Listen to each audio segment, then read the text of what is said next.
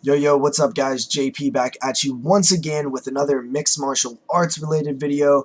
Been wanting to get the MMA content on my channel rolling out again.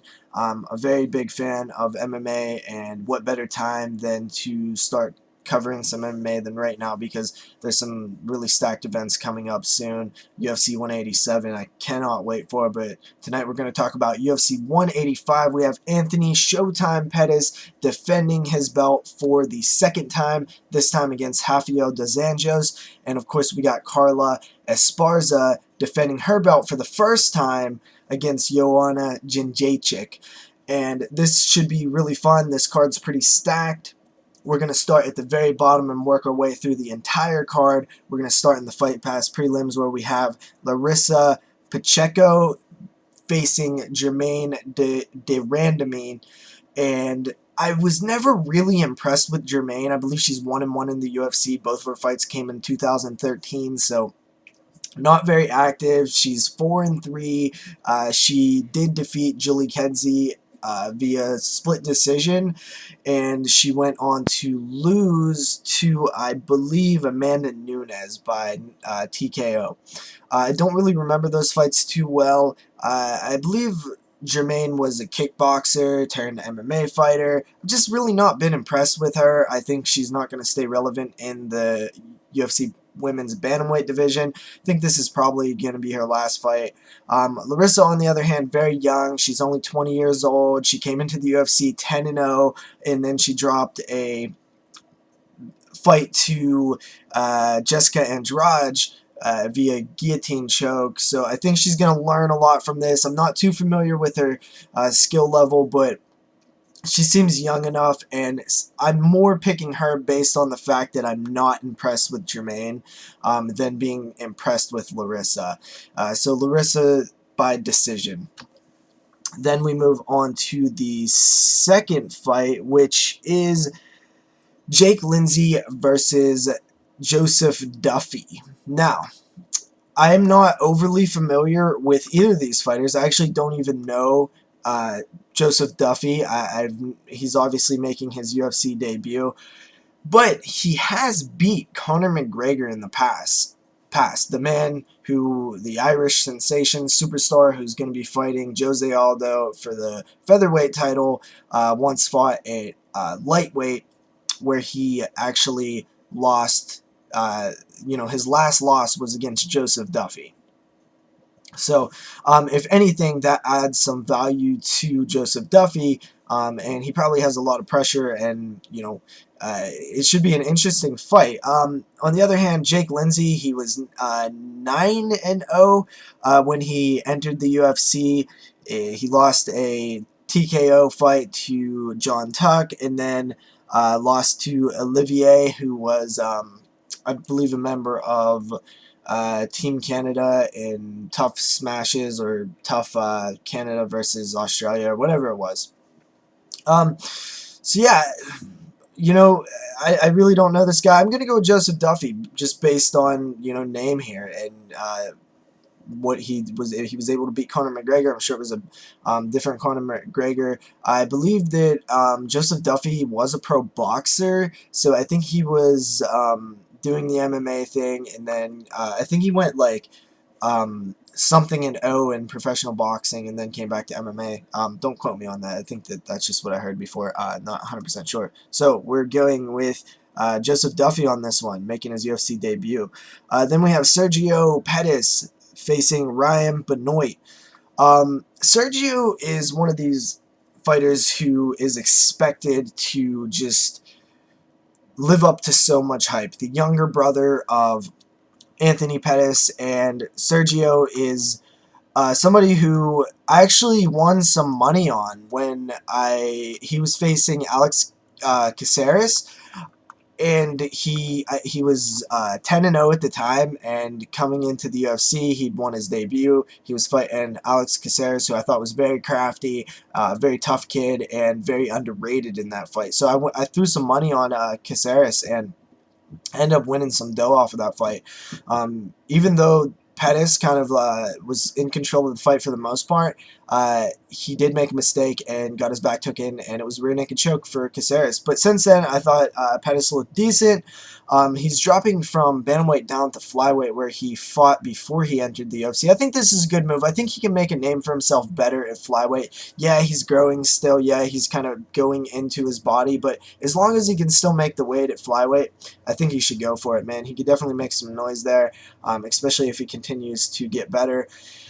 I've never been really impressed with him. He wins a lot of fights by decision, but he is still young, and I think he has unlimited potential, especially training with his brother Anthony, learning from his brother Anthony. But sometimes, as we see with these brothers, they're not always as skilled as their, their brother. So we'll see, but I'm gonna go with Sergio in this one. And I didn't really say anything about Ryan Benoit, but uh, I'm not too familiar with him. He did lose the Ultimate Fighter finale fight, so I think that for the most part Sergio should have this fight. Then we have the FX preliminary card. We have Jake Rosholt versus Josh Copeland. Josh Copeland, I feel like should have probably got a little bit of an easier fight. He's 9-1.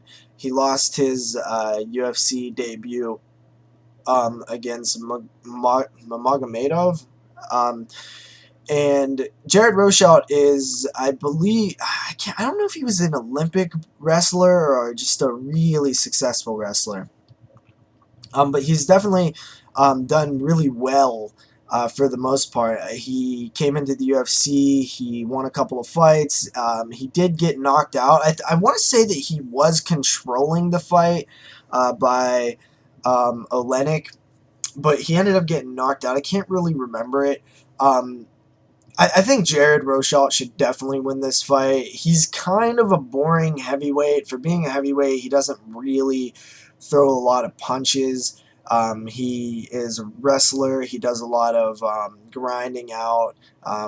He just is like a wet blanket on people. And I don't think Josh Copeland can deal with Rosholt's wrestling at all. So I'm definitely going with Rosholt on this one, but I wouldn't expect a finish. Then again, Josh Copeland might just come out and swing for the fences because he knows the longer he's in there with Rosholt, the more comfortable Rosholt gets, the better his wrestling gets, the more effective his takedowns are. So I would say that it is possible for Copeland to get an early knockout in this fight. But if it goes past a couple minutes, I would assume that Rosholt will grind out a decision. Then, after that, we have Darren Cruikshank fighting Benel Delish. I really don't know his name. The Detroit superstar Darren Cruikshank. Pretty entertaining fighter. I thought that his last fight against KJ Noon was very disappointing. Eye poke caused the fight to be over. I do really like KJ Noons, so I was hoping for him to beat Darren Cruikshank, but Darren Cruikshank's pretty good, you know. I mean, he definitely can throw some leather. I'm gonna go with Cruikshank on this one. Not really sure why. I think he's gonna rebound nice off of that no contest win, or that no contest rather. And I think he should have this one. Then we have Elias Theodoro versus Roger Narvaez. I'm going to go with Elias on this one. He's kind of a boring fighter at times. He really does, like, just is sticky. His last fight was a decision. I wasn't, super impressed with, but he did win the Ultimate Fighter Nations. That's what it was, the Ultimate Fighter Nations. And he is 10-0. I'm excited to see where he goes from here because he's starting to get a little bit up into the competition now. Roger Narvaez had that split decision win over Luke Barnett, which I thought he pretty much dominated.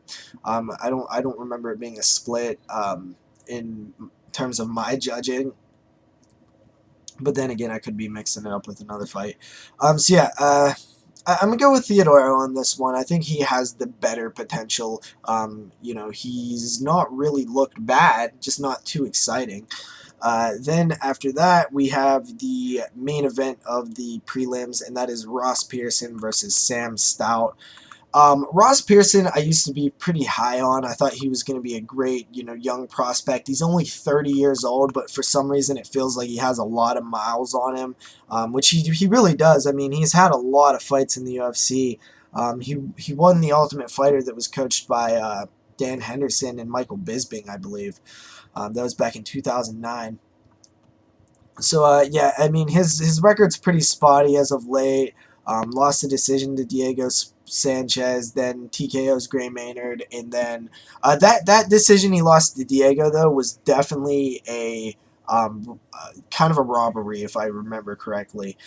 Then he TKO's Gray Maynard, and then he gets put away by Ally Quinta. I just think the days of Ross Pearson being a legitimate contender in the lightweight division are over. I do think there's some fun fights for him still, and I do think he can hang with the lower tier fighters. Ally Quinta, no shame in losing to Al, because I think he's one of the best prospects in the lightweight division. And he's fighting Sam Stout. So we're going to see Ross Pearson versus Sam Stout. Sam Stout, of course, has been around forever. His days are pretty much numbered. It's, win, loss, win, loss, win, loss, that type of thing. But he's very tough. He's hard to really... He's very durable, but he is getting older. I remember he had the trilogy with Spencer Fisher, which is hilarious considering Sam Stout, he's only 30 years old, but he's had a lot of miles on his gas tank as well. He's made his UFC debut in 2006. So yeah, I mean, just a lot of miles on his fighting career. I'm going to go with Ross Pearson by TKO here. I think Ross Pearson has the better potential. I still don't see him being a contender, though. After that, we're going to transition into the main card. And first up, we have Chris Carriazo versus Henry Cejudo. Now, this fight I'm really excited for. I'm kind of high on Cejudo. Henry Cejudo is a gold medalist at the Olympics. I believe he was the youngest medalist in wrestling, which is pretty impressive. He's only 28 years old. He fought, I don't think he's ever made flyweight. I don't know if he has or not. I can't really tell if he was fighting flyweight before, based on his Wikipedia page, but I know that he missed the flyweight limit in Legacy Fighting Championships twice. And then he comes to the UFC and he had a fight scheduled and he gets ill cutting weight. The UFC said, nope, no more. You're moving up to bantamweight. He goes up to bantamweight. He destroys Dustin Kimura. And then he asked Dana White at the post-fight press conference. I remember watching this. He said, I would really like to go back to flyweight. Dana said, okay. So this is his attempt at making flyweight. I hear that he hired a nutritionist that lives with him, cooks his food, stuff like that. So I feel like he should make the weight. And if he does, I think he will definitely be a force to reckon with at flyweight. I think he could really make some waves and really be the next big contender at flyweight, which is super thin at the moment. So right away, we got Sergio Pettis and Henry Cejudo potentially making flyweight, which we really needed these contenders at flyweight. Bantamweight, in my opinion, has never really been better than it is right now. There's a lot of exciting things happening at bantamweight, so it won't hurt bantamweight to lose these young guys coming up. We need them at flyweight. I'm really excited for this fight. And, Chris Carriazo is a tough dude. Of course, he lost to DJ, and, yeah. So he lost to DJ. He lost to, did he fight at bantamweight? I can't remember. He lost to John Moraga, Jose Formega, Demetrius Johnson. He's fought everybody. He's beat everybody who isn't completely top tier. So he's losing to the top tier guys. So this is a really good test for Henry Cejudo because I feel like this is gonna, this shows if he can go to the next level right away at flyweight. I see Chris Carriazo as a good fighter, but he's just not up there with the best. So I'm gonna go with Henry Cejudo on this one because I really do feel like this guy has all the potential in the world. Great wrestler. His striking's looking good. So definitely going with Henry Cejudo on this one. But we'll see. We'll see. Then we have heavyweights Roy Nelson versus Alistair Overeem. I've really wanted to see Alistair take that next step up and be a contender again like he did when he came in and blew the doors off of Brock Lesnar. And it's so crazy how disappointing he has been in the UFC. Alistair Overeem is super dangerous. He's usually winning all of the fights that he's in the UFC, and then he gets knocked out. When you look at the fight with Antonio Silva, he was dominating. He was dominating against the fence in the clinch, and taking Antonio Silva down. He got cocky and got tore up. That was a really impressive knockout by Antonio Bigfoot Silva. Then the Travis Brown fight. He's demolishing Travis Brown, just hitting him with everything he has. Credit to Travis Brown for being such a tough bastard. Comes back, throws that front kick a couple times. Overeem has this weird blocking where he does not block up the middle, and Travis Brown's just throwing it at him a couple times and catches him, and it was just insane. Then he comes in and beats a Frank Mir that is clearly not the Frank Mir of old.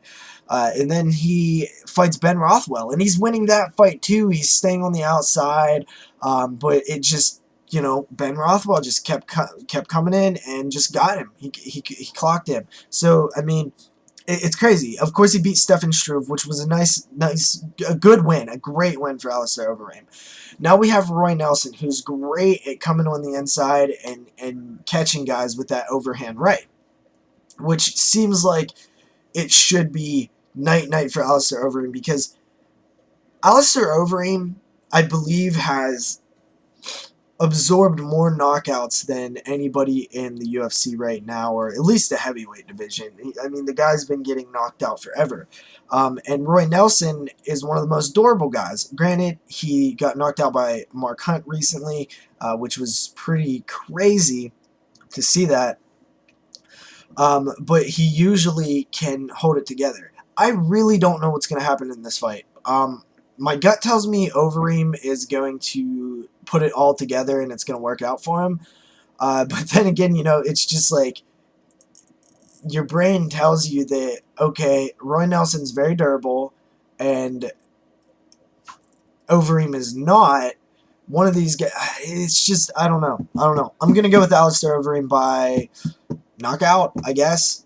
I think that Roy Nelson's best days are kind of behind him, but heavyweight's such an old division. You can't really do that sometimes. You can't really call it like that. So after that, we have Johnny Hendricks versus Matt Brown. This fight is going to be crazy. Honestly, I would love Matt Brown to win this fight. Johnny Hendricks has really looked slim lately, and it's kind of weird considering he's had problems cutting weight before. And after this new drug testing thing that's happening in the UFC, kind of makes you wonder a little bit, especially since I remember, the rumor kind of was that that's why GSP left, was because maybe he got wind that Hendricks was on something, and as you remember, GSP was super outspoken against steroids at the time. So who knows? Maybe. Matt Brown has a great tie clinch. He has a lot of great crafty clinch strikes, and Hendricks sometimes slows down in the clinch. But his wrestling is there. But Matt Brown's wrestling defense has been better, and he's been able to get up more. When he gets hurt, though, man, he gets hurt. And that's one of the things that worries me about Matt Brown. I see Hendricks knocking Matt Brown out, and I think that's what's going to happen, but I just want Matt Brown to win so bad. I'm a huge Matt Brown fan. I love this guy. He's really, I can't believe that we talk about him like we do when you look at his career, when he joined the UFC and stuff, and he was just a low-tier guy. So it really is truly amazing. He's a tough guy. The stuff that he says is just hilarious to me. He just has that, awesome personality where he doesn't really try to be funny, but the stuff he just says is. I just like him, dude. Matt Brown's cool. So I really hope Matt Brown wins this fight. I'm not a big Johnny Hendricks fan. I think that his fights are exciting.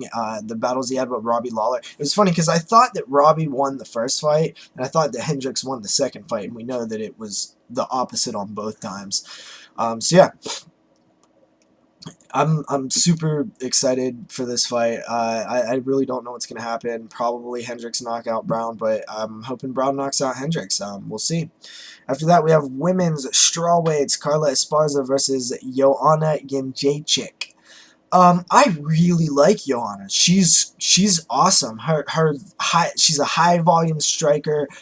Carla, I have not. She's good. I just don't. I like her and I don't. I don't know what it is about her. Um, I just don't know. I would really like to see Joanna win this fight, be the first Polish UFC champion. But strawweight's exciting right now. There's a lot of talent at strawweight. I watched the Ultimate Fighter, and really, was high on a lot of fighters. And Joanna Jędrzejczyk is another one who I've seen fight twice in the UFC already. And she fought Claudia Gadelha, who everybody thought was going to win that fight, and she looked good. Uh, and her wrestling defense is looking good too. And Carla is gonna definitely try to wrestle with her. You know what? Just right now, I'm going to go with Joanna. I feel Joanna in this fight. I think that she's going to be able to defend the takedowns. Not all of them, but I feel like she'll be able to get up. I think this is going to be a long fight, and I feel like if it goes to decision, Joanna's going to win the fight based on volume striking. So we'll see Joanna as the new strawweight champion. Then, of course, we have Anthony Showtime Pettis versus Rafael dos Anjos. Rafael is a guy who has been in the UFC for a very long time, and I'm just not that familiar. I mean, obviously I'm familiar with him. I've seen, tons of his fights, but he just doesn't have that name. He doesn't, for somebody who's been there so long and fought at the top level for so long and really has, put together some great wins. Of course, he lost to Khabib recently, but I mean, he's beat a lot of guys. I mean, he's been winning fights for a long time now. It's just crazy to me that he just does not get respect, and nobody really pays attention to him. But with that said, he's going to lose this fight. Anthony Pettis is too good. He's just too good. I do not see Pettis losing for a while. The only person that I feel like has a chance is Khabib Nurmagomedov. That's it. I don't see anybody else beating Pettis. If Khabib can come in and kind of do with what Clay Guida did to Pettis, I could see him winning. Khabib is a really good fighter, so that is definitely a fight that would be awesome. But right now, Pettis is definitely king, and if he can stay healthy and put together a lot of wins and stay active, I think he can be a huge star for the UFC. So I'm really excited. Pettis by second round submission. And that's about it, guys. See you guys next time with another video. Hope you enjoyed. 20 minutes, damn, that's a pretty long video. So yeah, later, guys.